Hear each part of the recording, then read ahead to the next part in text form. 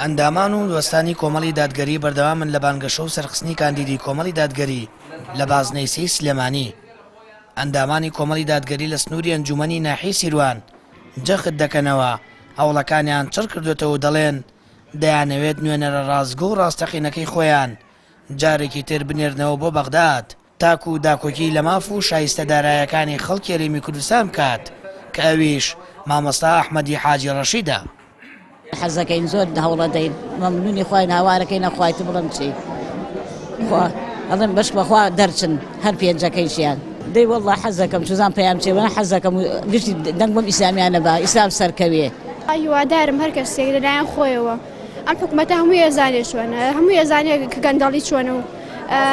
پێویستەکە دەنگدا بەلایەنێکی ڕازگۆ بزانێکی هەڵەبژێریە تر بۆ 4 ساڵی تر ئەمانە حکومەکەن کەسی دەستپاک و ڕازگۆ هەڵبژێرم وەکو خۆم داواکارم لە گەنجان ئێستا ئەزان چاوکراوەترن دەنگ بدەم بەکێ و کێ شایستەترە. کاری پەرلەمانتارانی پێشووی کۆمەڵی دادگەری ئەوەی سەلماندووە نوێنەری ڕاستەقینەی خەڵکن بە شێوەیەکی گشتی و لەبەرەی میلەت هەمیشە داکۆکی دەکەن دەنگی دلێر بوون بۆ داکۆکیکردن لە مافەکانی هاوڵاتیان بێ جیاوازی. ئێمە وەکو ئەندامانی ئەنجومەنی سیروانی کۆمەڵی دادگەری هەوڵ و تەقەلای خۆمان خستۆتە گەر شەو و ڕۆژ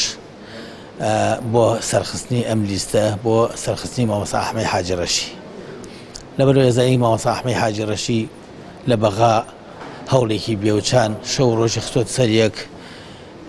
بۆ خزمەتی ئەم گەلە بەژمەینەتە ئێمەش بە ئەرکی خۆمانە زانین کە هەوڵی بۆ بین بە شەو بۆ ڕۆژ لە خزمەتیا بین چونکە ئازانین لە ئەو دڵسۆزترمان دەستناکەوێت بۆ ئەم گەلە بەپەرۆشەوە بە خەمخۆری و بە دڵسۆزیوە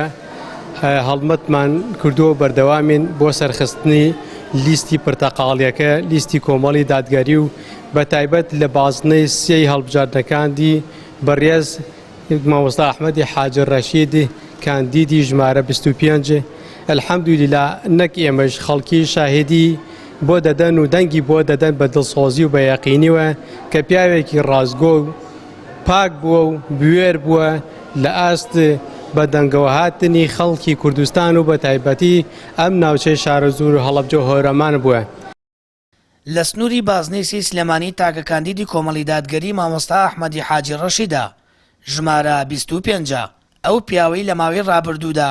بەوەی لێهاتووی و شارەزایی بە پیاوی ژمارەکان و ئابووری ناسراوە بۆیە پێویستە هەمووان بێت و دڵی کەسانی شایستە و بازمون بنێرنە پەرلەمان تاکو لەوێ شەڕ لەسەر خواستەکانی کورد بە شێوەیەکی گشتی بکات و نوێنەرانی کۆمەڵ لە ڕابردوودا لە کارەکانیاندا ئەوە ڕەنگی داوەتەوە. سامان فەتاح کەناڵی ئاسمانی پەیام ناحیی سیروان.